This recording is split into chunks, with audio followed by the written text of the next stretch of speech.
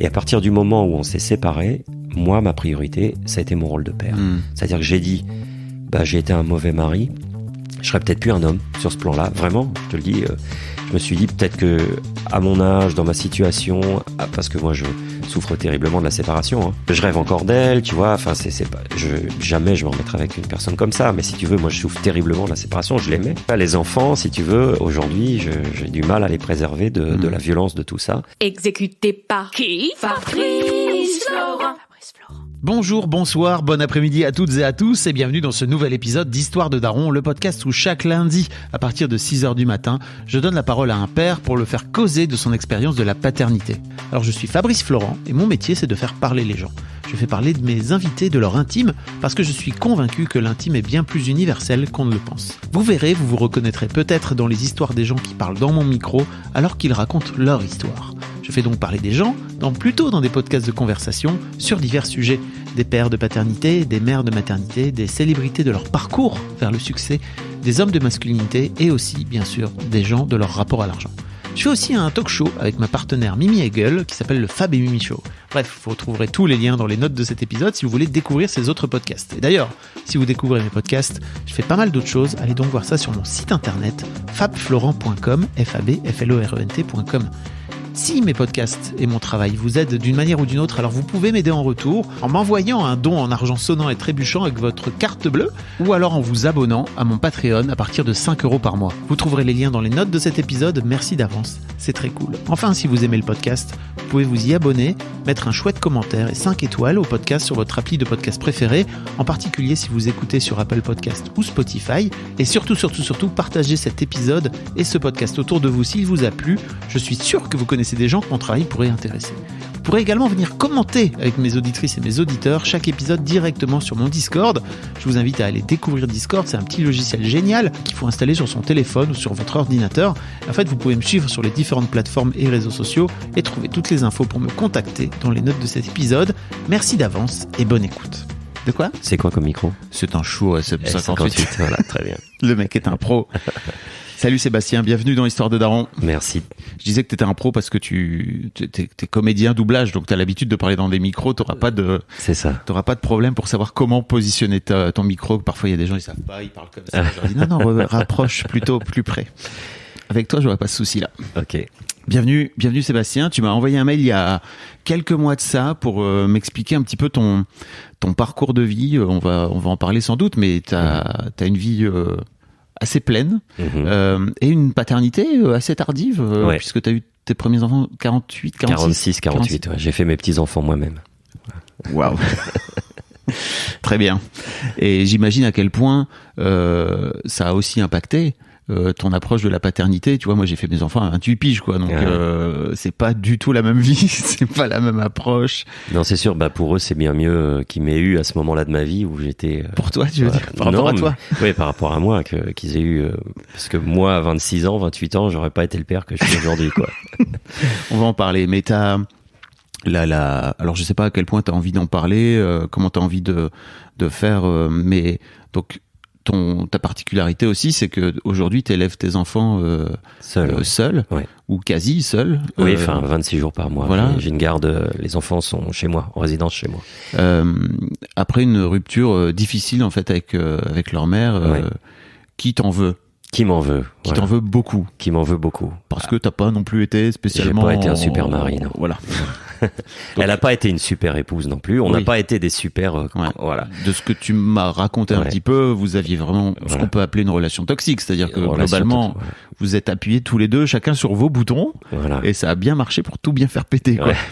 Mais moi, j'ai été un sale type, on peut dire, à un moment. Et voilà. Donc aujourd'hui, elle me le fait payer. Ce qui est dommage, c'est que ce sont mes enfants qui aussi subissent les conséquences. Ouais. Voilà. Comment tu vis, toi, le fait que justement tes enfants subissent les conséquences, alors certes de ses actes à elle, mais aussi j'imagine des tiens, quoi. Bah oui, puisque évidemment tout est né de ça. Je le vis pas très bien, pour te dire, parce que moi je suis un gars bien sensible, donc je pense que mes enfants le sont aussi. Et c'est difficile de voir le résultat des cicatrices qu'ils peuvent déjà avoir à leur jeune âge. Et j'avoue que parfois je suis dévasté de les voir, de voir à quel point ils souffrent. Alors, Je sais que les enfants sont résilients, tout ça, il faut que je me calme un peu par rapport à ça, mais c'est vraiment douloureux, ouais, de voir que, et puis qu'aujourd'hui je suis impuissant, hein, puisqu'on est 2 parents, et moi j'ai beau faire ce que je peux, ce que je veux, si l'autre parent tire dans l'autre sens, malheureusement, ce que je fais, sera, les conséquences seront limitées, quoi, on va dire. Ouais, je comprends. Voilà. Tes gamins ont... Alors ma fille, elle va avoir 8 ans, et mon fils va avoir 10 ans. Ma fille 8 ans, là, dans un mois, et mon fils en octobre. Ok, ouais. Et vous êtes séparés depuis 2 ans? 2 ans et demi, ouais.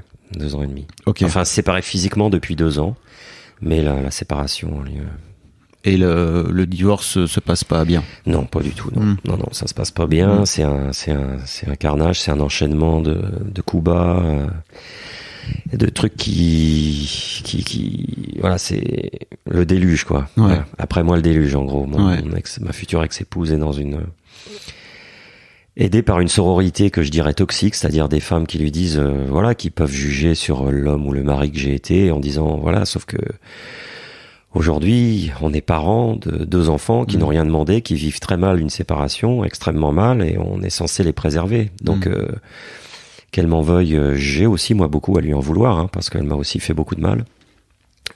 Pas dans les mêmes conditions, mais j'ai beaucoup souffert à son contact aussi, ce qui a fait que moi je me suis mal comporté. Enfin, je suis allé voir ailleurs.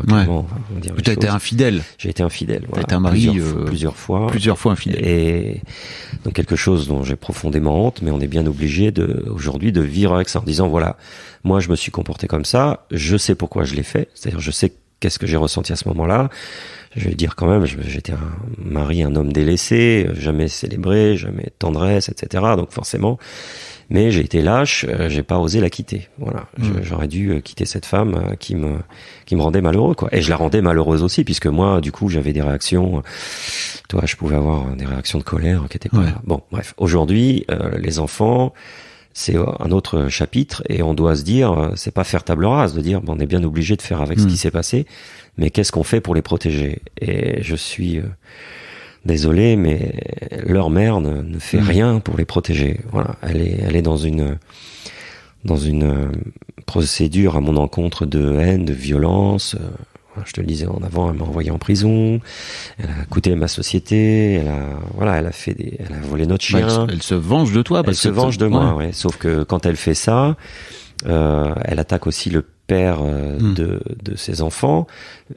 Heureusement que j'ai résisté à tout ça, parce que quand t'as 3 voitures de police qui viennent t'emmener, que t'as laissé tes enfants, et tu sais en gros pourquoi ils viennent t'emmener, puisqu'il y a eu une scène de lutte dans l'après-midi, mais qu'elle a provoqué, elle.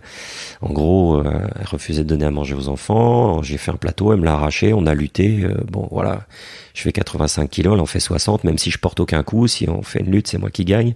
Sauf que moi, je n'ai fait que me défendre. Tu vois, je ne me suis pas précipité sur elle. C'est précipité sur moi, enfin bref. Et donc, 6 plaintes au total pour violence conjugale. J'ai été relaxé de toutes, puisque je me suis rendu coupable d'aucune violence conjugale. Mais quand même, 2 jours de prison, ça te change un homme, tu vois. Parce qu'on dit garde à vue, non, t'es sur un matelas qui sent les excréments, avec des vrais voyous à droite et à gauche. Et là, tu te dis, ça y est, j'ai tout perdu, on va... Donc voilà, elle se venge d'une manière absolument inouïe, et moi j'ai résisté à tout ça, parce que les policières, j'ai été interviewé par des policières, la procureure m'a dit qu'il fallait que je m'en aille, parce qu'elle cherchait manifestement la gifle qui va partir. Enfin, tu vois, quand je suis rentré de prison, elle s'est rejetée sur moi de manière violente, et elle m'a dit, je lui ai dit, écoute, c'est même plus la peine d'essayer de m'agresser, parce que je ne répondrai pas. Elle m'a dit, dis donc, ça t'a fait du bien la garde à vue, je devrais t'y envoyer plus souvent. Donc forcément, quand tu as quelqu'un comme ça en face de toi, où tu te dis qu'elle va chercher le moindre de trucs, il faut que tu t'en ailles. Sauf que moi, je me disais, si je m'en vais, je vois plus mes enfants.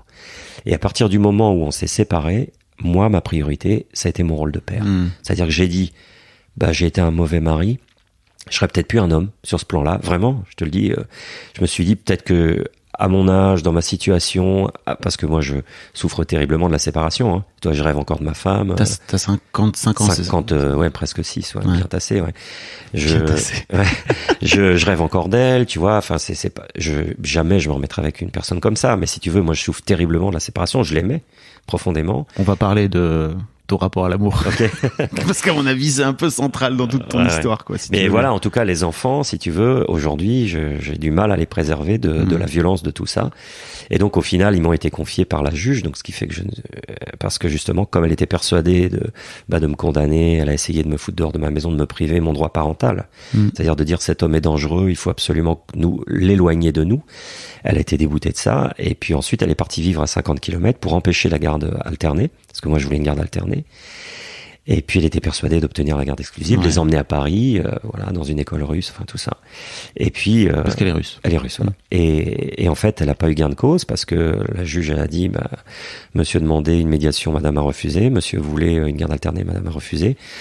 Donc, le mieux pour les enfants, c'est de conserver. Parce que moi, en fait, le seul truc, c'était pas que moi, j'aurais jamais privé mes enfants de leur mère.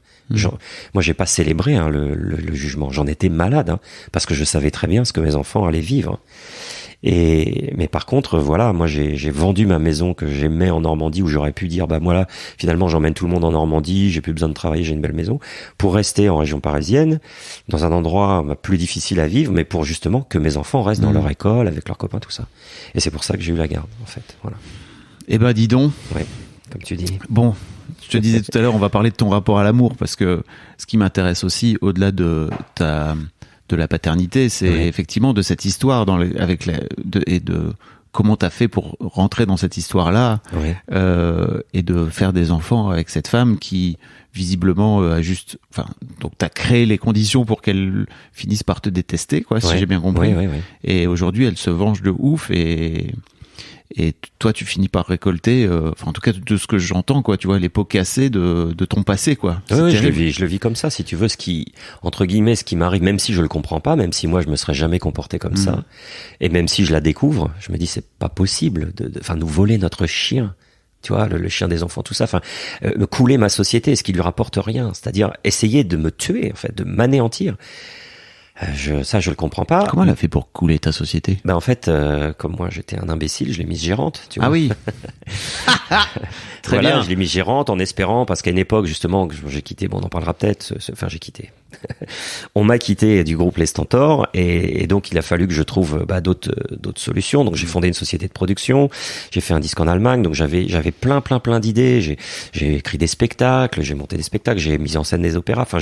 J'ai toujours fait beaucoup de choses, et cette société était un support. Mais en tant qu'intermittent, notre statut est un peu particulier, c'est-à-dire qu'on ne peut pas être gérant de société. On fait rien d'illégal, sauf que voilà, il n'y a pas de statut juridique. Donc il faut quelqu'un d'autre de gérant. Donc j'ai demandé à mon épouse, et puis ça arrive dans plein de couples d'artistes où voilà, mais c'était une gérante comme ça, mais après quand elle a vu que c'était un pouvoir de nuisance, elle l'a gardé. Et donc elle a gardé la société 2 ans, donc il y a plus du tout d'activité, ce qui fait que tous mes beaux spectacles que j'ai écrits, j'ai jamais pu les vendre, et puis après le divorce. Waouh. Tellement atteint physiquement et psychologiquement que j'ai pas pu relancer la machine. Voilà.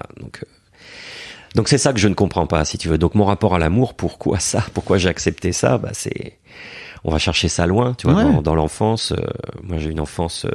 Souvent, on parle du père dans l'histoire de Daron. Tu le sais parce que t'écoutes le podcast. J'écoute le podcast. Alors, il l'écoutera pas, donc de toute façon, je peux le dire. Mais mon père a été un vrai tyran, un tyran avec moi, avec ma sœur, avec ma mère. Ça a été un homme qui a eu, lui, une enfance terrible, parce que être bâtard en 45, 44, c'est pas terrible. Donc, il a eu vraiment une enfance. Voilà, il a vraiment souffert. Être bâtard, tu veux dire que... il était issu d'une union adultère, quoi. Si tu veux, ma grand-mère, elle a eu un amour, donc c'est très beau, tout ça, c'est très romantique. Elle a été mariée, puis elle a divorcé. Elle a eu donc un premier enfant de son premier mari, un deuxième enfant, mais qui est peut-être pas de son premier mari, qui est peut-être de son amant, puisqu'il ressemble tellement à mon père, et 10 ans après, mon père. Et mon père, à l'époque, dans ce village, sur Quillebeuf-sur-Seine, en Normandie, cette petite ville de pêcheurs au bord de la Seine, il a dû se défendre, tu vois, donc il était pas très grand, mais c'était un bagarreur, voilà. Parce les gens le stigmatisaient. Bien sûr, c'était un bâtard, et puis il voyait son père, et il savait pas que c'était son père, voilà. Donc il a eu, lui, une enfance, et puis en plus il a pas été élevé par sa mère, parce que sa mère était poissonnière, donc elle a été partie à 3h du matin pour aller chercher le poisson, donc il était élevé par une marraine, tout ça. Donc il a une vie de merde, clairement, une enfance de merde, très, très, très difficile. Mais très peu de thérapie à l'époque.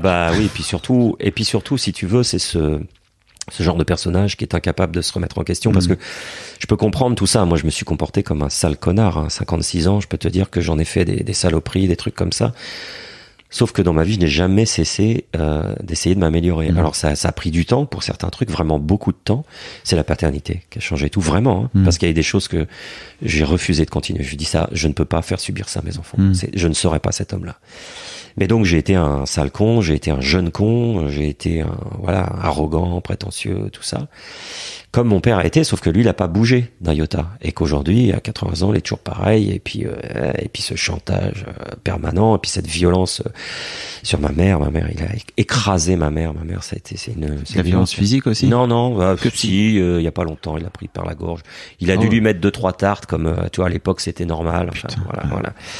Et puis surtout, non, avec moi, il a été un tyran, parce que il m'a toujours dit que je serais jamais un homme, que j'étais pas comme lui, si tu veux. Moi, j'étais un petit garçon sensible, je pleurais beaucoup. Donc moi je bois pas d'alcool, tu vois, donc lui c'est un chasseur qui boit, qui fume, qui baise, et moi j'ai l'inverse de ça. Alors il m'est arrivé de faire l'amour de temps en temps, mais moi je fais l'amour, toi, je ne baise pas. Faut que je sois un peu amoureux, toi. Donc voilà.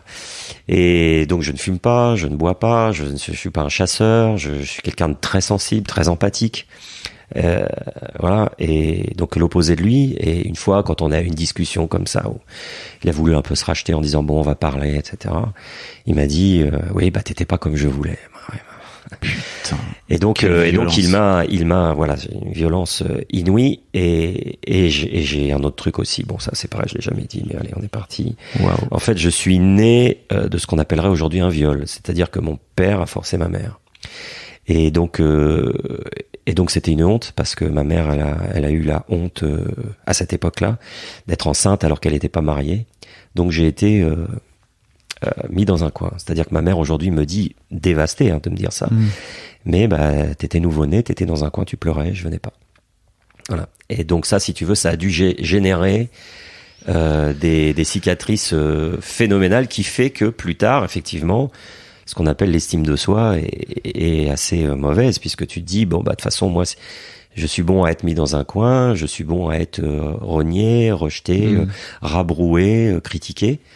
Et donc bah quand j'ai eu des histoires amoureuses, finalement peut-être, je n'en sais rien, que j'ai été recherché parce que c'est confortable, toi, même une souffrance, c'est confortable, c'est quelque chose que tu connais, c'est l'inconnu qui est inconfortable. Moi, ce que tu me disais, c'est que la mère de tes enfants, assez rapidement, il y avait des red flags qui étaient assez clairs. Très vite, ouais.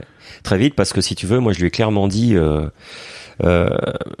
Alors, j'ai été infidèle dès le début de ma relation, puisque j'étais encore amoureux de... Ça aussi, c'est un beau red flag. Ouais, non, mais bien sûr, mais non, aussi mais bien pour toi que c'est pour pour elle, ça que d'ailleurs. je me dis, non, mais elle l'a jamais su, Elle a découvert mes infidélités une fois à la dernière, quoi, en fait. Et alors qu'elle était enceinte de mon fils. Donc, si tu veux, la pire chose qu'un homme puisse faire à une femme, c'est parce que là, les hormones sont, voilà. Donc là, quand je te dis que j'ai été un connard, là, le pire connard de tous les connards, j'ai été là. Voilà, là, c'était monstrueux. Et j'étais perdu, mais c'est pas une raison. Voilà, j'ai été lâche, j'ai pas osé la quitter, j'étais amoureux de cette autre femme, en même temps que j'étais amoureux d'elle, enfin, voilà.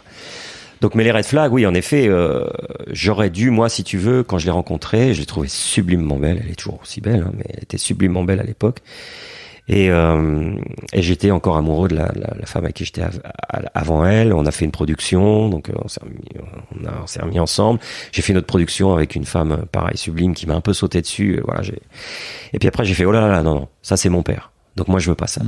Je veux pas ça. Donc, stop. Et donc pendant, je crois que c'est 5 ans. Ensuite, j'ai été absolument clean, toujours autant sollicité. Non, mais c'est important pour moi, parce que si tu veux, quand tu sais que t'as été un salaud, t'as besoin de te retrouver là-dedans. Pas pour te pardonner. Je me pardonne pas ce que j'ai fait. C'est pas tellement pardonnable. Mais par contre, pour te retrouver, pour comprendre. Tu pourrais te pardonner, je trouve. Bah, si tu veux, c'est difficile de pardonner quelque chose qui est pour moi impardonnable. C'est-à-dire que j'ai cette lâcheté-là suprême de dire j'aime cette femme mais je la trompe, je me marie avec elle mais après je la trompe. Pendant on fait un enfant, il y a l'horloge biologique, je sais que je suis pas bien avec elle mais le mariage est lancé, tout ça. Je veux dire, c'est pas être un homme, ça. C'est pas être un homme. Et je dis pas que je suis le seul. Alors, en dehors du fait que, effectivement, t'as fait plein de saloperies, tu vois. Ouais. Et ça, je suis d'accord avec toi et franchement, je te rejoins. Je trouve que quand tu fais ça, quand tu t'en rajoutes une couche et quand tu te flagelles la gueule, en fait, à mon sens, tu vas pas vers une forme de rédemption et une forme de pardon déjà envers toi-même pour commencer, et d'amour envers toi-même en fait. Donc, alors l'amour envers moi-même, il est arrivé tard. Il est arrivé, je te dis, depuis en fait, au moment de la séparation. Tu vois. Là maintenant, paradoxalement, alors que ma vie est, on en a parlé en 2 mots. Toi, moi maintenant, je suis comédien de doublage.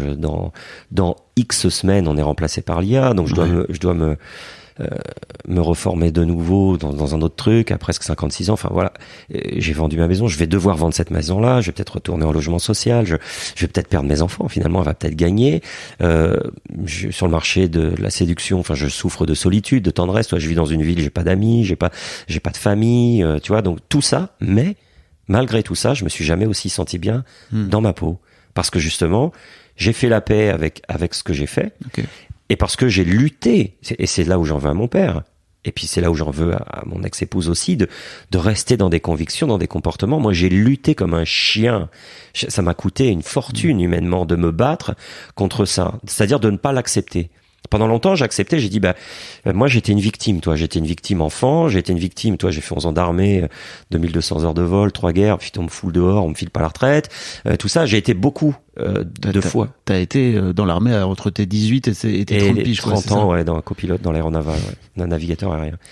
Et donc, toutes ces choses-là qui se sont accumulées me confortaient dans mon statut de victime en disant, tu vois bien, et un statut de victime, c'est super confortable parce que c'est pas de ta faute, c'est la faute des autres. Alors, c'est vrai que il y a des gens qui avec moi ont des comportements inhumains, ma mère qui a pas su me protéger, et d'autres personnes, et ensuite quand tu restes là-dedans, tu restes un sale con, parce que de toute façon tu vas pas, voilà. Et moi j'ai lutté contre ça pour être autre chose.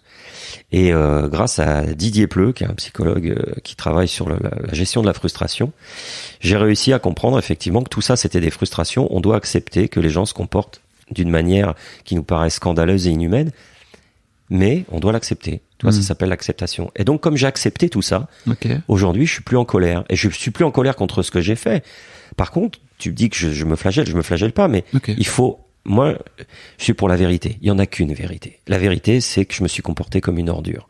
C'est la vérité. Après, pourquoi je me suis comporté comme ça ? Je me suis comporté comme une ordure avec cette femme, la maîtresse aussi que j'avais, et puis ma femme. J'ai menti à tout le monde, j'ai menti à mon fils qui était dans le ventre de ma femme. Enfin ça, moi aujourd'hui, si tu veux, je me dis, si mon petit il a des problèmes, ça peut aussi venir de là. Enfin toi, si lui il est, tu vois, donc, et ça je suis obligé de le dire. C'est pas pour ça que je vais me condamner jusqu'à la fin de ma vie, parce que j'accepte ça, mais ça fait partie de l'acceptation. Quand tu dois accepter que les autres se comportent avec toi comme des ordures, tu dois aussi dire, parce que sinon ça marche pas. Je suis très d'accord. Sinon ça marche pas, c'est trop facile, c'est de la faute des autres. Non, moi j'ai fait ça.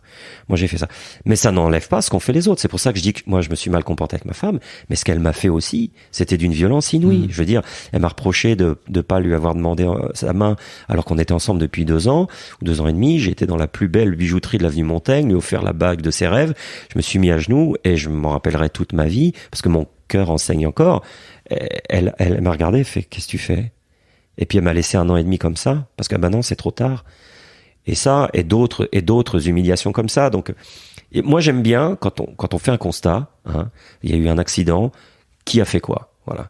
Et moi je ne vais pas m'épargner, parce que ça sert à rien. Je vais pas non plus aller au-delà de ce que j'ai fait, mais il faut dire les choses telles qu'elles sont. Et voilà, moi j'ai fait ça, c'est impardonnable, je pense. Et c'est pas grave si c'est pas pardonné. On peut pas tout pardonner. Toi, il y a des gens. Mais t'arrives pas à te pardonner. Non, mais c'est pas grave. Ah ouais? Non, c'est pas grave. Moi, je crois que si. Non, je ne me pardonne pas, mais je vais de l'avant quand même avec ce truc-là. C'est-à-dire que non, parce que Olga, c'était une adulte, mais mon enfant, il était dans le ventre de sa mère, et lui, forcément, et à ce moment-là, j'ai pensé qu'à moi. J'ai dit non, mais cette femme m'aime pas. Cette femme me fait souffrir, alors qu'il y a cette femme qui me donne de l'amour. On fait l'amour magnifiquement. Elle me dit que je suis beau. Je suis bien. J'ai pensé qu'à moi. J'avais un enfant dans le ventre de cette femme. Et j'ai pas pensé à cet enfant. Et même au début, et c'est aujourd'hui, ça m'arrache la bouche de le dire. Au début, c'est comme s'il était pas là. Enfin, je disais, j'étais très heureux, tu vois, tout ça, on l'a fait. En plus, on a dû s'y reprendre parce qu'on n'était pas tout jeunes tous les deux. Donc, on l'a vraiment, tu vois. Mais c'est pas grave, tu vois, que je ne me pardonne pas, entre guillemets, parce que je vais de l'avant. J'accepte d'avoir été comme ça. Et ce qui est important pour moi, c'est de ne plus l'être. et d'être aujourd'hui un homme différent, l'homme que je voulais être en fait, que j'ai voulu devenir, qui n'est pas mon père, qui est l'opposé de mon père, et le parent qui n'est pas mon ex-femme. Parce que justement, aujourd'hui, mes enfants sont dans le centre de ma vie. Toutes mes décisions, que ce soit professionnelles, personnelles, sont dictées par comment je vais pouvoir les accompagner. C'est pas pour réparer, parce que je veux pas réparer, c'est irréparable. Par contre, c'est pour dire comment aujourd'hui je peux enfin me comporter en homme. C'est-à-dire être un homme, c'est-à-dire assumer mes responsabilités. Donc ça passe par dire, j'ai vendu ma maison en Normandie, je vais devoir vendre la maison qui était une maison que je rêvais pour ma famille, tu vois, socialement, je vends ma voiture, je vais reperdre un travail, je vais refaire un travail qui me plaît pas, hein, mais tu vois, le travail où je me dis, je vais pouvoir assumer mes enfants les 15 prochaines années, voilà, tu vois, de dire, en fait, aujourd'hui, je suis aligné sur l'homme que je suis, qui est un homme profondément gentil, profondément empathique, qui pense profondément aux autres, libéré de toutes ces comment dire, conséquences de cette enfance malheureuse et tout ça, qui fait que j'ai fait porter aux autres par mes comportements et à moi-même aussi, tu vois, voilà. Et ce qu'a fait mon père, et c'est pour ça que je dis que c'est un tyran, parce que même encore aujourd'hui, il a eu des comportements d'une violence inouïe à mon égard, et encore maintenant, tu vois. Et donc, et j'ai coupé les ponts. Tu vois, j'ai décidé, alors qu'il était en plein cancer du côlon, j'ai coupé. Donc c'est d'une violence inouïe pour un fils de faire ça. Parce que là, c'est le pire moment. Oui. Tu te dis, mais sauf que comme il y a eu ce chantage affectif toute sa vie, toi, vous me mettez pas, alors lui, pour le coup, si je vais me foutre en l'air, machin, tout ça, moi, vaut mieux avoir un père que de pas en avoir. Tu vois, ce qui m'a toujours dit, tu vois, toutes les excuses, faire peser aux autres son propre malheur. Je l'ai fait dans une certaine mesure, pas dans des proportions comme ça, mais aujourd'hui, je le fais plus. Donc aujourd'hui, je cherche pas à rattraper, je cherche simplement à dire, voilà, qu'est-ce que je pense qu'est la bonne voie pour mes enfants. Et la bonne voie, c'est celle que je prends. Je suis convaincu. Et donc, je résiste à tout. Alors, je suis physiquement et psychologiquement épuisé. J'ai peur de faire un burn-out, tout ça, parce que je suis à bout de force. Et à 55 ans et demi, bien tassé, avec 2 jeunes enfants qui subissent justement du chantage affectif, du conflit de loyauté de la part de la maman. Ma fille me dit des choses d'une violence inouïe, et puis 3 minutes après, elle regrette et jette dans mes bras, pardon papa, je suis une fois tout ça.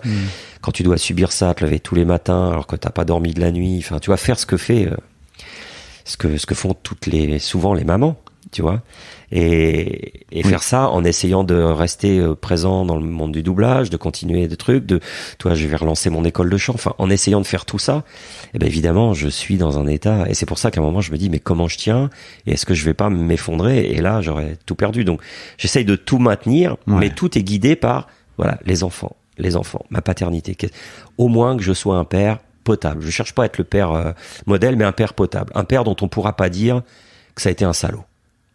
Même si on dit pas que ça a été un héros, je cherche pas ça, honnêtement, parce que ça dépend, toi, comment on se regarde. Toi, là, je te vois de face, si je te vois de dos, je vais pas te voir pareil. Donc, voilà, je cherche pas. C'est tous tes enfants qui vont dire si t'as été un bon père ou pas. Oui, mais en fait, je cherche même pas à ce qu'ils le disent, parce que si ils peuvent m'en vouloir, ils peuvent aussi, tu vois, plus tard dire oui, mais je ne sais pas. En fait, je ne veux pas, si tu veux, parce que là, ce serait là. J'ai eu des chagrins d'amour, mais celui-là, je m'en relèverai pas. Si mes enfants me tournaient le dos, tu vois. Donc, je veux juste être ce que je pense le plus juste, tu vois. Voilà. Putain, j'ai appris un truc en thérapie incroyable, c'est que souvent, le truc dont on a le plus peur finit par nous arriver, quoi. Bon, écoute. Je dis pas ça pour te faire peur, tu vois, mais c'est juste, c'est marrant parce que, et ça me parle beaucoup ce que tu dis, parce que je crois que je me suis beaucoup longtemps attaché à être un père bien, tu vois. Et en fait, ça m'empêchait de me positionner par rapport à mes filles, notamment dans notre divorce, etc., de retrouver ma place de père, tu vois. Et je crois que le moment où j'ai lâché ce truc, j'ai décidé d'être totalement libre, d'être qui je voulais, par rapport à elles, par rapport à leur mère, et d'être plutôt dans l'amour inconditionnel, tu vois. Et ça me parle beaucoup ce que tu es en train de me dire, parce que l'amour inconditionnel, c'est incroyable. Normalement, c'est la plus belle chose qui me soit arrivée de ma vie. Hein. Mais t'es aujourd'hui dans un amour inconditionnel avec tes enfants, parce que ce dont je me suis rendu compte, moi, c'est que je l'ai découvert très tard, parce que je n'avais pas été aimé inconditionnellement par les parents, toi-même tu sais. Et en fait, je l'ai découvert tardivement. Comment t'as fait pour découvrir cet amour inconditionnel, toi ? Écoute, il m'est arrivé comme une espèce de révélation, si tu veux. C'est-à-dire que quand donc mon fils est né, ça m'a pris quand même quelques mois de me relever de cette histoire, etc., de cette rupture. J'ai au même moment été un peu poussé dehors du groupe que j'avais fondé, avec qui j'avais un énorme succès. Enfin, ça a été un moment, waouh, la chute m'est vertigineuse. Et à ce moment-là, alors quand mon fils est né, si tu veux, c'était la chose la plus précieuse. Je l'ai serré contre moi. En plus, mon ex-épouse a eu des problèmes. Elle est restée 8 heures. Elle a même pu y rester. Donc j'ai eu peau à peau avec mon fils. Donc la première journée, je l'ai passée avec lui. Donc j'ai tout de suite eu ce rapport, tu vois, charnel énorme. Mais au début, je comprenais pas trop ce qui m'arrivait, quoi. Ouais. Et petit à petit, j'avais, comme je pense beaucoup de parents, envie de le manger tout le temps. Enfin, tu vois, j'ai découvert qu'effectivement, je pouvais changer mon fils. Tu vois, alors que moi, je suis très mal au cœureux. Je pouvais changer, son vomi, son caca, tout ça, sans aucun problème. Enfin, j'étais. Et petit à petit, je me suis mis à me dire qu'est-ce qui m'arrive en fait. C'est ça l'amour. Alors je saurais pas le dater. Je saurais pas le dater si c'était que mon fils ou quand ma fille est arrivée. Mais il y a eu un moment où j'ai pris conscience. J'ai dit ah oui, c'est ça l'amour. C'est ça l'amour que j'ai cherché toute ma vie. Et avant, j'avais coutume de dire que la seule personne qui m'avait donné cet amour-là, c'était ma grand-mère paternelle. Un amour inconditionnel, c'est le mot. J'ai toujours dit de cette grand-mère, j'aurais été Jacques Messrine. Alors les jeunes générations savent pas qui c'est, mais c'est pas un gentil monsieur. Un gangster, voilà, un gangster. Elle m'aurait quand même aimé. Voilà. Et j'avais le sentiment que c'était la seule personne au monde qui m'aimait comme ça. Et ben là, c'est pareil avec mes enfants. Et donc quand j'ai découvert ça, d'abord c'est un grand sens de responsabilité parce que t'as pas le droit de décevoir cet amour-là. Donc ça m'a rendu beaucoup plus ouvert, beaucoup plus attentif en disant attention, qu'est-ce que je suis, quel genre d'homme je suis, parce que là je suis regardé. Je suis regardé et puis je vais être imité, donc il s'agit pas de faire n'importe quoi. Et donc ça m'a donné à la fois une force dans ce renouveau de moi-même. Donc c'était il y a 10 ans, puisque mon fils aura 10 ans, dans cette renaissance, on va dire. Et ça m'a donné une force, et puis ça m'a aussi fait peur, parce qu'en me disant justement, je me suis pas toujours très bien comporté. Là, j'ai pas le droit à l'erreur. J'ai pas le droit à l'erreur. Donc j'ai tout fait pour justement, petit à petit, ça m'a pris un peu de temps. Encore une fois, je saurais pas le dater, mais petit à petit, pour me construire l'homme que je suis aujourd'hui, en disant voilà, mon objectif c'est ça, c'est d'être digne, voilà, digne de cet amour. C'est-à-dire que cet amour qui est un cadeau de la vie, en être digne. Voilà, j'ai eu des cadeaux de la vie, c'est-à-dire j'ai pu faire copilote, j'ai pu faire chanteur d'opéra, j'ai eu des cadeaux, j'ai eu des dons, tu vois, qui m'ont été donnés par mes parents, par Dieu, on sait. J'ai pas toujours été digne, j'ai pas toujours fait le mieux de ce qu'on m'a donné. Mais là, on m'a donné ce rôle de père, qui est le plus beau rôle de ma vie, et voilà, essayer de devenir digne de ce rôle-là. Et c'est ma ligne de conduite aujourd'hui, mon leitmotiv. J'aurais bien aimé parler de ton désir de paternité. D'où t'es venu ton envie de faire des enfants et de faire des enfants finalement tardivement, tu vois, par rapport à l'âge moyen qui, rappelons-le, il est autour de 33 ans, je crois. Ah ouais, pour les hommes. Ouais. Moi, je sais 46 et 48, donc. En fait, si tu veux, mon désir de paternité, il était lié à mon désir d'être un homme, c'est-à-dire d'avoir une femme et des enfants et un chien, un jardin. Tu vois. Tout le tralala, tout le tralala traditionnel cliché, voilà, moi je suis né 20 ans après la fin de la Deuxième Guerre mondiale, 24 ans, il y a autant de temps entre aujourd'hui et l'an 2000 que entre ma naissance et la fin de la Deuxième Guerre mondiale, donc c'est pour toi resituer un petit peu l'époque. Donc je suis né dans les années 60, voilà. Et donc c'était ça, si tu veux, c'était l'envie d'être aimé et puis de donner de l'amour, parce que moi j'ai beaucoup d'amour à donner, énormément. Et c'était ça. Et en fait, j'ai pas trouvé la bonne personne. J'ai eu des histoires d'amour T'as longues. Eu très tôt envie de faire des enfants, même avec ton histoire compliquée. Alors la première histoire que j'ai eue, elle a duré 10 ans. C'était quelqu'un de ma famille, alors pas sans consanguin. C'était la belle-sœur de mon oncle maternel, voilà. Elle avait 15 ans de plus que moi, elle avait 2 enfants, une histoire passionnée, on va dire, et destructrice, qui s'est mal terminée. Voilà, puis après j'ai eu des histoires, mais il qui ont duré 2-3 ans, tu vois, qui ont duré, et puis on arrive à il y a maintenant 17 ans, où cette rencontre avec la mère de mes enfants. Et là, à un moment, l'envie de se dire, tu vois, comme la relation commence mal, et puis à un moment dire non, mais il y a quelque chose chez cette femme qui me plaît, que j'aime. Et c'est ce que je lui ai dit, parmi tous les reproches qu'elle m'a fait, je lui ai dit, mais tu sais, j'ai jamais eu effectivement, verbalement exprimé de faire des enfants avec d'autres femmes précédentes. Tu vois, j'ai pas eu de dire j'ai envie d'un enfant de cette tu vois. Alors il y en a une peut-être avec qui j'aurais eu envie, mais on n'est pas resté assez longtemps ensemble. Donc voilà, c'est venu à ce moment-là en fait, en disant 40 donc je l'ai rencontré, j'avais 40 2006, je sais plus, 48. Ouais, c'est ça, un peu moins de 40. Ouais, c'est ça. Et bon voilà, c'était le moment, et puis donc le mariage, et puis après en effet les enfants. Mais il n'y a pas eu de moment où je me suis dit tiens voilà, c'est venu petit à petit, tu vois, je saurais pas dater, c'est simplement que, et puis elle aussi, elle était beaucoup dans ce truc, je me laissais faire en fait, c'est-à-dire qu'elle m'aurait dit qu'il fallait élever des lapins bleus, j'aurais élevé des lapins bleus parce que j'aurais pensé que c'était bien. Tu vois, je me suis beaucoup fait manipuler dans ce sens-là. Alors c'est pas forcément négatif, mais si tu veux, comme moi j'avais pas forcément l'opinion de moi-même en disant moi de toute façon ce que je dis c'est pas juste, elle-même me le disait. Donc ce que je dis c'est pas juste, donc mes pensées, mes envies, et finalement c'est peut-être pas tellement. Donc si l'envie d'elle de se marier puis d'avoir des enfants, finalement ça doit être juste, et puis finalement je vais m'accommoder de ça, tu vois.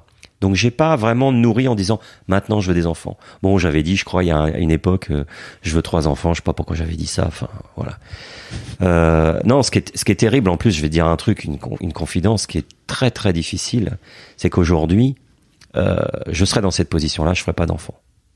Pas parce que je n'aime pas mes enfants plus que tout au monde, simplement parce que la société, la planète, en 10 ans, simplement, moi j'ai pris conscience de plein de trucs. Je suis extrêmement anxieux, justement pour mes enfants, dire mais où je les ai embarqués. Voilà, mais bon, ça c'est un autre sujet. Ah bah c'est un grand classique. Hein. Non mais c'est un autre sujet. Mais donc il n'y a pas eu ce désir en disant j'ai toujours voulu être père. Je mentirais si je disais ça. C'est pas vrai. J'ai toujours voulu aimer et être aimé. Ça c'est vrai. Voilà, aimer, être aimé. Et j'ai toujours eu un rapport privilégié avec ceux avec lesquels c'était le plus facile, c'est-à-dire les animaux et les enfants.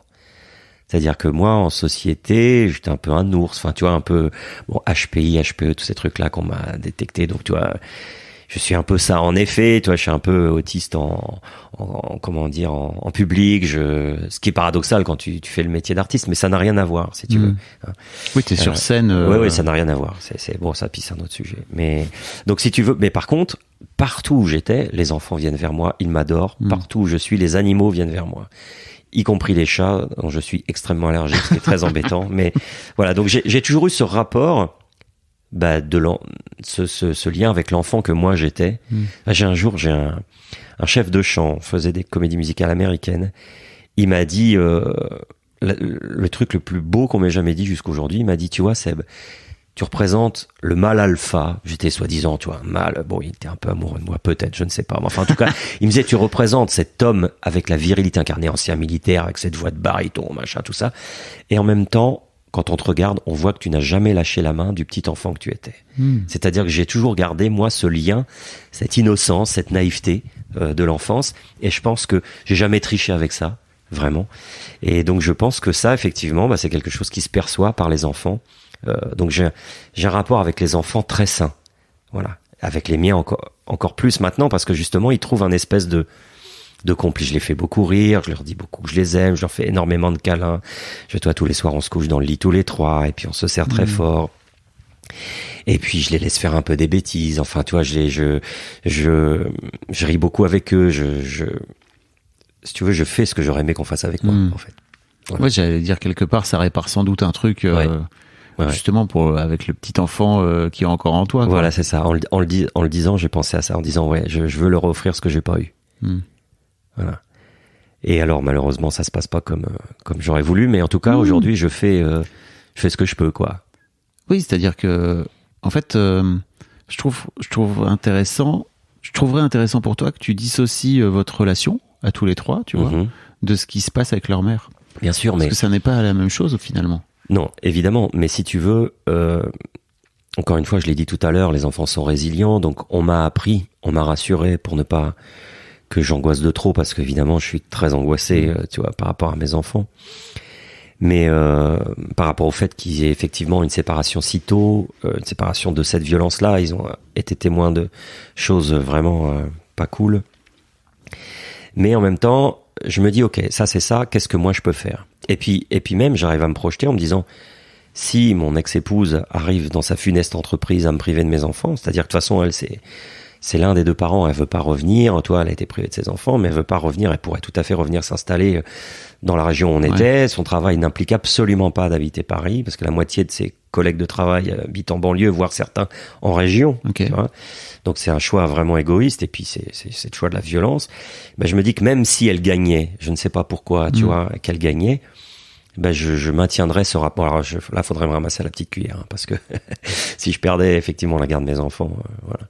Mais en tout cas, même si elle gagnait, je trouverais un moyen de les accompagner. Mais tu vois, il y a 2 secondes, tu m'as dit faut dissocier le rapport à 3. Et ben, en réfléchissant à ça, je me dis que j'aurais pas pu être le père que je suis si j'étais resté en couple avec elle. Parce que justement, comme moi, quand j'étais en couple avec elle, bah tout ce que je faisais c'était de la merde, ce que je disais c'était de la merde, c'est elle qui avait raison, tout ça, j'aurais pas pu être libre. Et là je suis libre d'être le père que je veux, et en étant le père que je veux, je suis sûr que je suis un bien meilleur père que le père que j'aurais été à ses côtés, parce que de toute façon elle me brimait tout le temps, faut pas faire ci, faut pas ça, nanani nanana, tandis que là j'ai une espèce de liberté, en le disant, tu vois, j'ai une vraie liberté dont je n'abuse évidemment pas, mais en tout cas je me dis, voilà, je réfléchis en permanence comment je peux, tu vois. Tu es le père que tu as envie d'être pleinement, et il y a personne, il y a pas un coparent pour te regarder c'est ça. Et puis me juger et critiquer, et comme tout ce que je faisais, voilà. Alors elle le fait, hein. Aujourd'hui elle le fait, elle continue à dire que, voilà. Et donc j'arrive. Mais elle le fait auprès de tes enfants. Auprès de mes enfants, et puis auprès de moi. Auprès de mes enfants, elle dit papa ci, papa ça. Les enfants, tu sais. Ils se rendront compte. Alors ça, je le sais pas encore, parce que si tu veux, je suis en plein dedans, tout le monde me dit, ça se paiera plus tard. Moi, je veux pas qu'elle paye quoi que ce soit. Je cherche pas à me dire, on verra plus tard quelle père t'as été. Bon, encore une fois, je suis pas dans la recherche de récompense ou de, voilà. Non, je te dis juste, je crois juste que les enfants, ils finissent par comprendre. Ok, donc si toi t'es dans l'ouverture et dans la tentative de réconciliation, etc., et qu'en fait elle est sans arrêt dans l'invective, à un moment donné, d'une manière ou d'une autre, ça va s'équilibrer.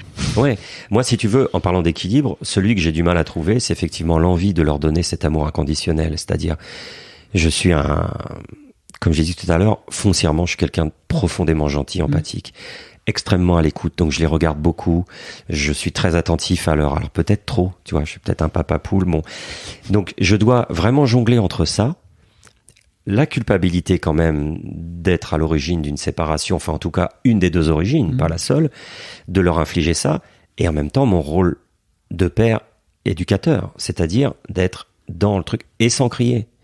Parce que tu vois, quand encore ce matin en venant, où ma fille justement avec ce conflit de loyauté et puis cette tête gonflée de trucs, toi quand ta fille te dit de toute façon t'as pas à nous garder, t'es pas mon papa, tu m'as pas porté dans ton ventre, tu sais que ça vient pas, tu sais que ça vient pas de la bouche d'une petite fille de 7 ans, tu vois. Et donc toi tu dois résister à tout ça, à la violence de ces trucs là, et aujourd'hui ma fierté c'est de résister. Quand ma fille me réveille à 4h du matin, il y a quelques mois, quand tu sais que toi tu fais absolument tout pour eux, que tu essaies de les protéger et tout, et que de l'autre côté c'est un enfer, faut tout brûler, faut tout détruire, faut tout casser, et que ta fille vient te voir à 4h du matin, papa j'ai une très mauvaise nouvelle. Tu dis qu'est-ce qu'il y a ma fille? Il dit moi je préfère maman que toi. Et là je sais pas si c'est mon passé de militaire, parce que j'étais dans l'avion, donc en une seconde t'as fait 100 mètres, donc faut réagir tout de suite, ou mon instinct paternel, j'ai immédiatement trouvé ce qu'il fallait dire. J'ai dit mais ma chérie, mais c'est formidable. Je dis parce que moi tu m'aimes tellement fort que moi ça me suffit largement. Si t'aimes maman encore plus, mais tant mieux pour toi. Et là ma récompense, ça a été le sourire de ma fille. Je l'avais rassurée. C'est-à-dire que je l'avais rassurée, je l'avais confortée, j'avais pas jugé son truc, c'est-à-dire que je lui ai montré qu'elle pouvait me dire ce qu'elle voulait, qu'elle pouvait préférer sa maman. Et aujourd'hui elle me dit, moi je voudrais vivre avec ma maman parce que c'est comme ça. Alors qu'elle est collée sur moi toutes les journées, papa je t'aime, elle me sert de toutes ses forces, je sais pas comment te dire comment je t'aime. Donc le fait que moi je l'accompagne dans cette dichotomie qui est la sienne. Ça doit être compliqué. C'est très pour elle dans sa tête. Très compliqué. Attends, une fois, moi il y a 2 semaines j'ai perdu ma marraine. Le soir elle me disait, c'est bien fait que ta marraine elle est morte. Et j'étais dévasté. Et il m'avait vu pleurer, il me dit c'est la première fois qu'on te voit pleurer. Et j'ai rien dit, évidemment, pas de violence, rien dit. Je l'ai laissé descendre dans sa chambre. Je suis allé 2 minutes après. Elle s'est jetée dans mes bras, dévastée. Papa, je suis une folle, je sais pas pourquoi j'ai dit ça, etc. Alors elle le fait pas tout le temps. Mais si tu veux, des fois elle me dit des trucs très violents, mais voilà. Mais le fait que je l'accompagne comme ça, je vois de la reconnaissance dans son visage en disant je peux compter sur ce mec-là. Et mon fils, c'est pareil. Mon fils, lui, il a beaucoup plus de mal avec sa mère parce qu'elle est très dure avec lui, tu vois, très dure. Elle lui reproche tout, tu vois, rien n'est bien. Là, on a été chez leur avocate en 15 minutes. Pendant 15 minutes, c'est quand même incroyable que t'aies trouvé une daronne qui traite ton fils comme ton père t'a traité. C'est fou, hein. C'est ça. Dans le chemin de vie. Et en fait, donc lui, il voulait plus entendre parler de sa mère à un moment.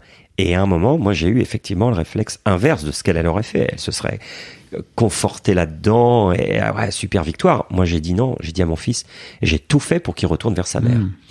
Et donc, je lui ai dit, ta mère, elle t'aime. C'est la personne que t'aimeras le plus au monde et qui t'aime le plus au monde. Ta mère, elle t'aime d'un amour infini. Voilà. Alors que peut-être qu'elle l'aime, mais si tu veux, elle est d'un égoïsme incroyable. Enfin, elle torture ses enfants vraiment. Mais je voulais réparer ce rapport que mon fils était en train d'avoir, parce que moi, ça me rassurait en disant, bah oui, c'est moi le bon gars dans l'histoire. Mais là, ça aurait été encore une fois se comporter comme à l'époque. Pour moi. Et là, non. Pour lui, qu'est-ce qui est bien pour lui? Bah, ce qui est bien pour lui, c'est d'être en bon rapport avec sa mère. Donc, j'ai travaillé pendant un truc, et il est revenu vers sa mère.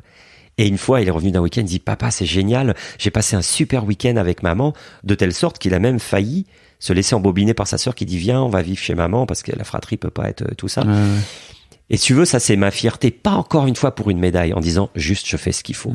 Et toi, et quand mon fils me fait une énorme crise, parce qu'ils font beaucoup de crises, ils se disputent beaucoup parce que justement ils vont pas dans la même direction. C'est-à-dire que mon fils est plus proche de moi, ma fille plus proche de sa mère, même si encore une fois je te dis elle est collée sur moi tout le temps, mais le manque, évidemment quelque chose qui te manque, ça devient quelque chose de plus important. Hein, Bien sûr. Et bah donc je gère tout ça. Mais je gère aussi leurs crises individuelles quand mon fils veut pas faire ses devoirs, tout ça. Et je me rends compte, par exemple, quand il veut pas faire ses devoirs et que je cède pas, que j'élève pas la voix, que je le laisse faire ses crises, tout ça. Et qu'ensuite, à la fin, donc je l'accompagne. Toi, justement, par rapport à mon ex-épouse qui disait, mais non, c'est pas bien, qui montrait ce qui était pas bien. Moi, je dis tout ce qui était bien fait. Je dis, c'est super. Par contre, même s'il a fait 10 fautes, je dis, c'est super. Je dis, par contre, là, tu t'es un peu trompé, Et c'est en ça que je me sens bien, tu vois, que je me sens aujourd'hui un homme parce que j'ai réussi. Je suis pas n'importe quel héros, tout ça. Je dis simplement, je suis centré, aligné sur ce que je veux être. C'est-à-dire, je veux qu'il fasse ses devoirs, je veux qu'il sache ses trucs, je veux qu'il y arrive. Et ben à la fin de ça, alors qu'il a commencé en crise, etc., je vois la reconnaissance. Il l'exprime pas, mais je vois cette reconnaissance dans le regard en disant, lui, il va m'accompagner, il va pas me laisser faire des bêtises. Et quand je manifeste cette autorité implacable, sans violence. Quand j'arrive à pas crier, des fois je crie. Mais quand j'arrive à faire ça, si tu veux, je sens que mes enfants, ils sont parfaitement alignés avec moi et je reçois leur amour à ce moment-là, leur reconnaissance. Et pour moi, là, tout est gagné. Voilà. Comment t'appréhendes l'adolescence où, à un moment donné, ils vont quand même t'envoyer bien chier? Bah, c'est le processus. C'est le mot.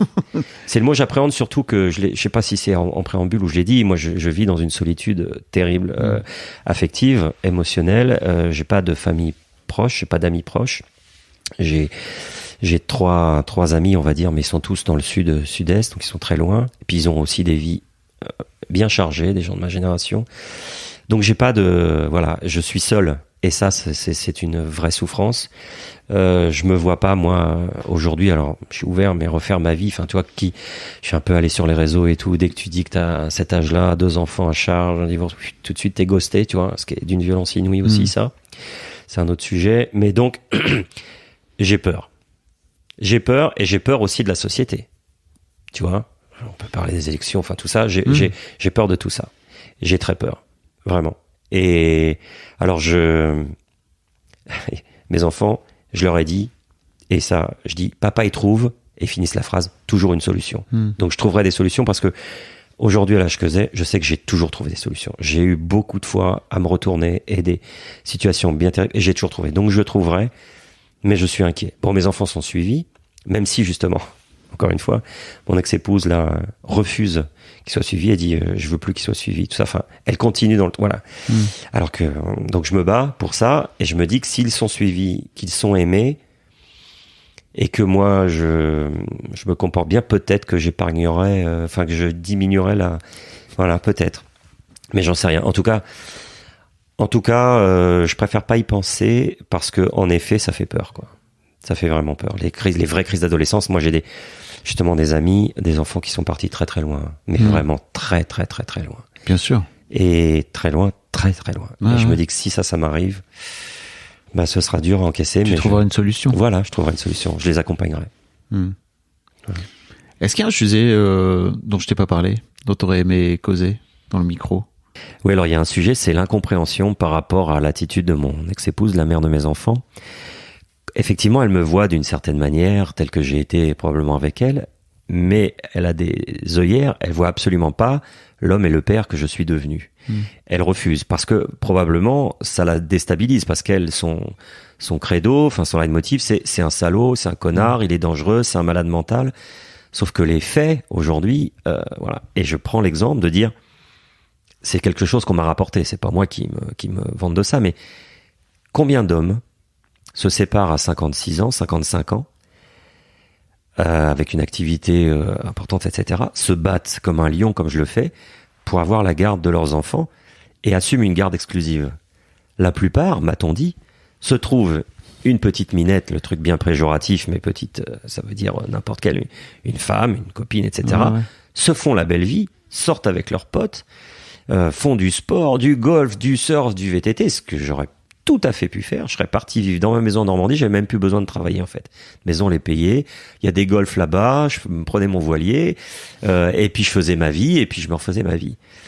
Comment on peut pas voir ça, qu'effectivement l'homme que je suis se bat pour justement garder ses enfants et fait ce qu'elle m'a reproché de ne jamais faire, c'est-à-dire tout ce que font la plupart du temps les mamans, c'est-à-dire les tâches ingrates. C'est-à-dire, tu te lèves tous les matins, tu manges, tu fais les courses, tu repasses les fringues, tu fais les devoirs, tu gères les crises, tout ça, et en plus avec un parent à côté qui, voilà. Comment elle ne voit pas ça? Et comment elle ne voit pas le fait qu'on m'ait confié la garde aussi, ça n'arrive quasiment jamais.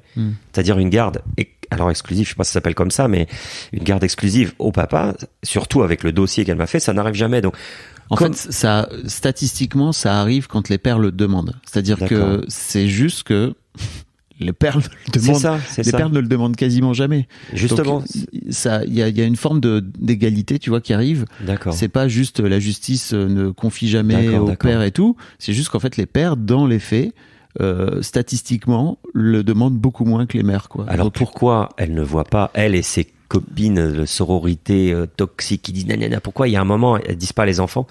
Oui, mais quand même, lui il se bagarre.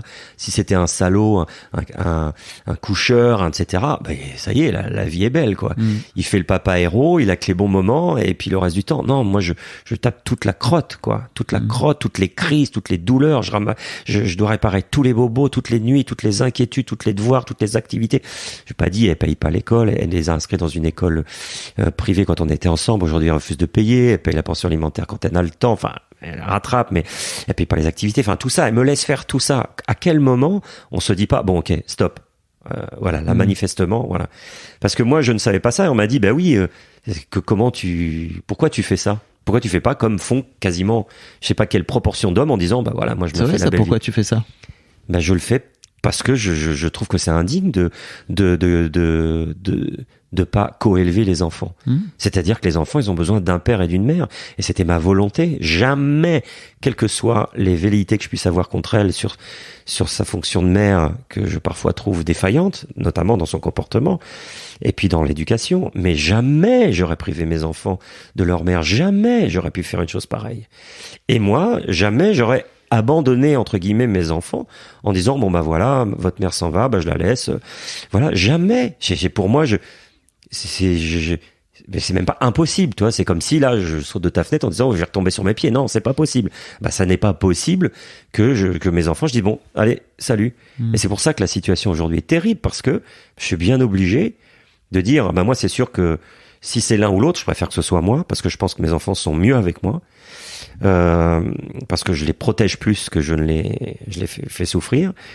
Mais encore une fois, voilà, c'est le truc que je voulais rajouter, c'était ça, de dire comment ça n'est pas possible en tant que mère. Mais tu l'as dit au tout début, c'est que il y a un truc aussi où si elle regarde ça d'un coup d'un seul, sa réalité qu'elle a construite ne fonctionne plus, quoi. Oui, puis la réalité de cette femme qui est une collègue de travail, qui la harangue en disant que je suis un connard, un salaud.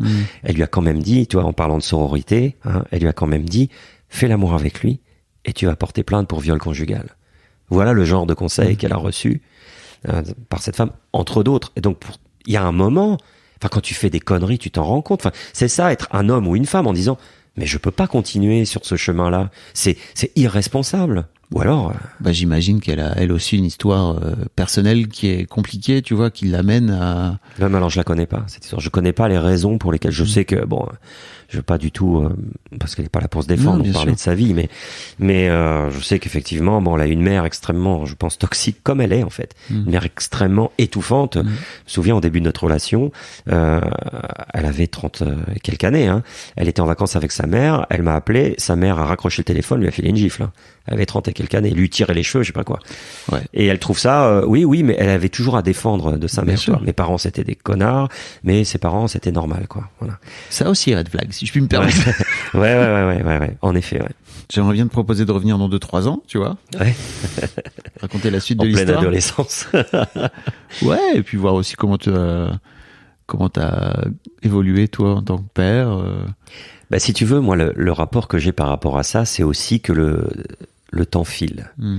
C'est-à-dire que, toi, je te disais, par rapport à ma naissance, la distance entre ma naissance et la fin de la Deuxième Guerre et aujourd'hui, quand tu fais cette perspective que mon fils, il a autant de temps entre sa naissance et ses 20 ans, tu te dis, comme j'ai pas vu passer les 10 premières années, je vais pas voir passer ces 10 années-là, et puis mon fils, il va partir, tu vois, et ma fille aussi. Alors peut-être qu'ils vont rester, tu vois. Et donc, en fait, là, je suis dans le processus de goûter chaque moment. Ce que j'ai jamais réussi à faire dans ma vie avant, dans mes autres trucs tu vois, j'ai jamais vraiment profité de l'instant présent. Alors là, justement, j'essaye de diriger ma vie pour être le plus possible présent, mais vraiment, tu vois, c'est pour ça que je me dis, ok, toi, je pourrais trouver un métier super et puis pouvoir garder cette maison que j'aime, toi, une belle maison en bord de Seine avec un jardin, tout ça. Mais sauf que je verrai pas mes enfants. C'est-à-dire que si c'est pour travailler 8h, 20h et pas les voir, ça n'a pas de sens. Donc là, j'ai choisi un truc pour dire les voir, être avec eux. Et puis avoir du temps de qualité le plus possible, en essayant justement de pas regretter les fois où je suis extrêmement fatigué, où j'arrive pas à me lever parce que j'ai pas dormi de la nuit et que le week-end je les laisse un peu, tu vois, faire leur petit déj et trucs, ce qui m'est bien reproché aussi d'ailleurs, tu vois, par la maman. Mais donc voilà, je vais essayer pendant les années qui viennent de profiter, tu vois, de ça, d'être vraiment dans le temps présent, c'est-à-dire d'essayer d'allonger le temps avant qu'ils partent. Parce que c'est vrai que quand ils auront 20 ans, j'en aurai 70, là, tu vois, c'est dans 10 ans, moi j'en aurai 66, 68, je serai à la fin de ma vie d'homme à peu près, je sais pas ce que ça donnera à ce moment-là, mais c'est vrai que je veux pas trop anticiper ça parce que ça fait peur d'une certaine manière. Comme je les ai eu tard, moi je vais pas avoir, tu vois, beaucoup de billes, tu vois. Alors je leur ai promis que j'allais vivre jusqu'à 100 ans, que j'allais, comme je bois pas, que je fume pas. C'est une promesse que tu vas pas réussir à tenir, Sébastien. Tu te fous toi-même dans la merde. Ouais. Non, mais en tout cas, je fais en sorte, toi. Puis si j'ai une bonne génétique, y a pas de raison que je vive pas jusqu'à 95 ans. T'as une bonne vie, quoi. Oui, j'ai jamais fumé, jamais bu, je me drogue pas, je suis addict au sucre. Ça c'est terrible, ça. C'est saloperie, ouais. Ça c'est de la merde. Ouais. Tu sais, il y a un de mes thérapeutes qui m'a dit, en fait, derrière la peur, qui, en fait, empêche la vie, finalement. Tu vois, la peur, ça empêche il y a toujours un désir caché. Ouais. Et je trouve que, en fait, si tu focalises sur le désir plutôt que sur la peur, en fait, tu vas t'ouvrir quelque part à la vie et à l'envie d'aller, tu vois, c'est une forme d'élan de vie, quoi. Et moi, ça m'a beaucoup aidé. Donc je le dis aux gens qui écoutent, je te le dis à toi, ça m'a vraiment beaucoup aidé. Ok, c'est quand j'ai une peur qui vient, je la regarde de gens, enfin, ok, et en fait, c'est quoi le désir qui est derrière? C'est trop intéressant. Et comment tu le découvres, ce désir? Tu le cherches en toi. Ah oui. Tu vois, t'essaies de changer la perspective. D'accord. Plutôt que de te dire, putain, j'ai peur, tu vois, j'ai peur de mes enfants, dans 10 piges, qu'est-ce qui va se passer? J'ai peur de l'adolescence, etc. C'est quoi le désir? Le désir, c'est de créer j'en sais pas, tu vois, je dis ça, mais ça pourrait être, de créer la relation la plus authentique possible, que tu puisses avoir des conversations avec eux à cœur ouvert, quoi, tu vois. par exemple, que t'as pas pu avoir avec tes parents, quoi. Ouais, ah ben ça, de toute façon, je leur ai dit qu'ils pouvaient absolument tout me dire, que je serais jamais fâché. Ils peuvent même me dire qu'ils préfèrent aller vivre avec leur maman. Je serais jamais fâché. Je les aimerais toute ma vie. Là, justement, leur mère a fait en sorte qu'ils écrivent une lettre à l'avocat. Évidemment, ça vient pas d'eux, hein. Mais pour voir le juge, pour que ma fille puisse exprimer le fait qu'elle préférait vivre avec sa mère. Et je leur ai dit, vous savez, vous pouvez tout dire à l'avocat, des choses que vous m'avez pas dit à moi. Que papa fait, que vous aimez pas. Dites-le, je serai jamais fâché contre vous. Jamais. Et en fait, j'espère qu'en étant comme ça, ils pourront effectivement venir vers moi en disant, je leur ai dit, je veux être, pas votre copain, mais votre protecteur, quoi. Je serai toujours là pour vous. Toujours. Quoi qu'il vous arrive. Déjà, là, les choix que je fais, c'est pour vous protéger, pour vous accompagner, y compris quand je vous brime ou quand je vous frustre, hein. C'est pour vous, ça m'amuse pas, hein. Moi, je peux vous mettre devant la télé avec la Switch et des frites, si vous voulez, toute la journée. Ce serait beaucoup plus simple, hein. Donc, ça, j'essaye de leur expliquer aussi. J'essaye de beaucoup expliquer, pas trop, parce que justement, de préserver. Moi, je me souviens de ma sœur qui expliquait tout, des cours de Polytechnique à des enfants de 4 ans. Voilà. Et après, voilà, elle a fait ce qu'elle a pu. Elle était mère très très jeune, enfin très compliquée, une histoire aussi. Mais donc j'essaye de pas trop expliquer, mais quand même, tu vois, d'être toujours dans le contact, voilà. Pour moi, c'est très important. Et en effet, oui, c'est quelque chose que j'ai pas eu du tout. Ouais, voilà. J'ai une dernière question pour toi. Oui. Si tes enfants écoutent ce podcast dans 10 piges, ils sont donc 20 ans, quasi, qu'est-ce que tu as envie de leur dire aujourd'hui ? Cette chose-là, j'espère que je vous ai accompagné le mieux possible dans cette épreuve de vie. Votre vie a pas commencé terriblement. J'espère surtout que vous êtes et resterez en bonne santé, c'est le plus important. Sachez que, quoi qu'il arrive, je vous aimerai toujours, que je serai toujours là pour vous écouter, même si vous avez fait des bêtises, et que soyez fiers de ce que vous êtes, puisque à l'heure où je parle aujourd'hui, déjà vous avez accompli de très grandes choses. Vous avez résisté avec vos moyens. Et puis je suis convaincu que vous êtes des personnes formidables et que vous allez être très utiles à la planète et aux autres. Merci Sébastien pour ton témoignage. Je t'en prie. Merci. Très précieux. Merci beaucoup. Et puis bravo pour ton chemin. Hein. Ouais. Et puis pour celui qui reste à venir. Okay. Bon courage. Merci.